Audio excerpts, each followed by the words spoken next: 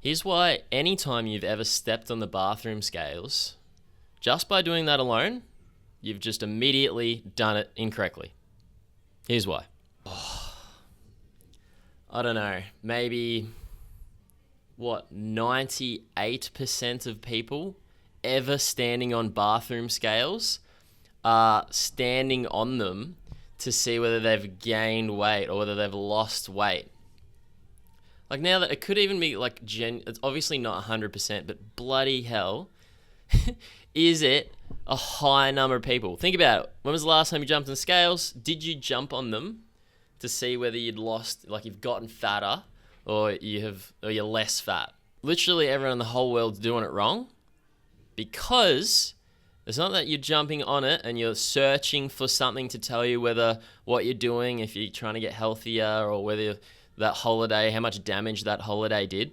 It's okay trying to figure that out, but you are just going to run into a false reading that could actually be going the other way.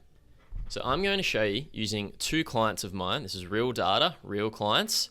Number one, first person is trying to lose weight. They're trying to lose body fat. And the second person is trying to gain weight. They're trying to gain muscle. Keyword in both of those sentences: when you lose weight, you want to lose body fat. You don't want to lose muscle or any other weight. And when you gain weight, you don't want to gain body fat. You want to gain muscle. So that's why we're going to use these two examples. They are going to be the most common reasons. Here is the first client. So what we want to look at is, this is simply just a diary every day, and this is the bathroom scale weight. So this is one data point each week, and he's trying to get into a deficit, so he's trying to lose weight, and you can see over here, this will show you the gain or the loss.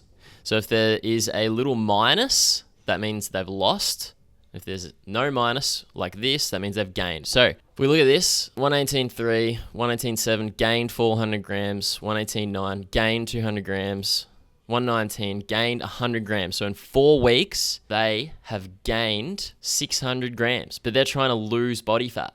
They're trying to be in a deficit of energy with high protein and resistance training so that they gain muscle and lose fat. But if this is real data, if this person was to stand on the scale on these days, that's what they would see. Their motivation would go down. They'd be doing the whole thing incorrectly. Whereas if I bring in all the data, we can see that they're actually losing every week, because you can see that it goes up and down every day. This is just what happens, but we're going to take the averages of each week, which is what this sheet does. So once you fill it in, it's just going to simply show you the trend. Loss 362, loss 414, loss 442, loss 800. Same sort of thing. Let's go to the bulk. They're trying to be in a surplus of energy with high protein and resistance training so that they gain muscle. If we look at individual data points here, we can see 90.2, 91, so gained out 100 grams, good. But a plateau out here the next week, gained only 200 grams, and then a plateau the next week, nothing. But if we take away that, put in all the data, boom, we take the averages, he's actually gaining each week, gaining 628 grams, gaining 642 grams, gaining 428 grams. That's why this is green, because he's gaining at the optimal rate. Another example of why we need every morning to see the actual trend, gain the motivation, to gain the knowledge to know that you are doing the right thing. And that couldn't have happened unless you did it this way.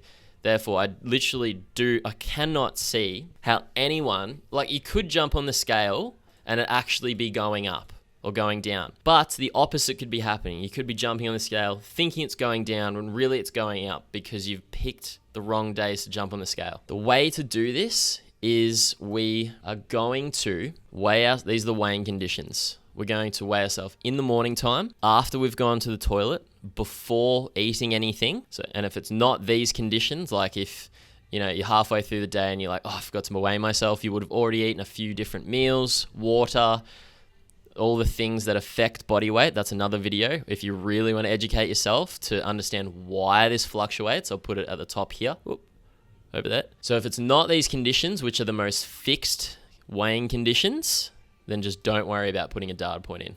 We want to get as many days as possible, but if you get 6 out of 7 days, it's still going to show an accurate picture of what's going on. Make sure they're digital scales so you can get the 98.2 or whatever. And then the other thing, just a little hack, don't leave them tucked away in the bathroom cupboard. You'll forget them. Have them staring at you in the face, bathroom floor, so you don't forget to do it, and you're doing it every morning so we can finally see the trends and you can get what you want.